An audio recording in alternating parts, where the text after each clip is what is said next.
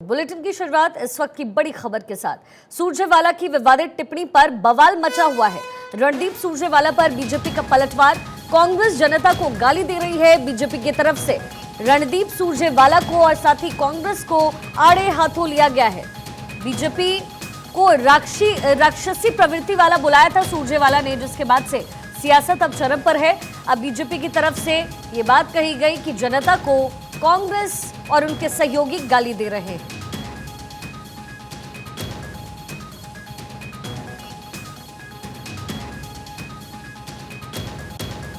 सुरजेवाला की विवादित टिप्पणी पर बवाल मचा हुआ है, हंगामा बरपा हुआ है। रणदीप सुरजेवाला पर बीजेपी का पलटवार। कांग्रेस जनता को गाली दे रही है, बीजेपी की तरफ से यह कहा गया।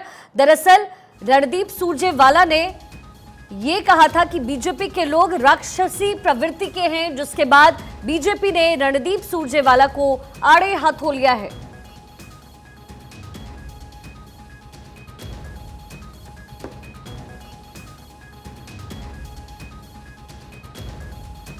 सुरजेवाला की विवादित टिप्पणी पर अब हंगामा मचा हुआ है, बीजेपी का पलटवार। और देखिए, आने वाले दिनों में 5 राज्यों में विधानसभा चुनाव और 2024 करीब।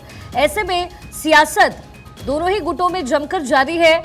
कभी मध्य प्रदेश में घेरने की कोशिश कांग्रेस बीजेपी को करती है, तो कभी सदन में पीएम को घेरने की कोशिश कांग्रेस की तरफ से होती है। क्या कुछ कहा है सुरजेवाला ने, सुनवा देते हैं आप। भाजपा के राक्षस हो तुम लोग। भारतीय जनता पार्टी को जो वोट देता है और भारतीय जनता पार्टी का जो समर्थक है, वो राक्षस प्रवृत्ति का व्यक्ति है। मैं आज महाभारत की इस धरती से श्राप देता हूं। जाकर पूछना है तो उस बच्चे के, उस बिटिया के, उस बेटे के मां बाप से पूछो। तो कहता मौका तो दो, नौकरी मत देना।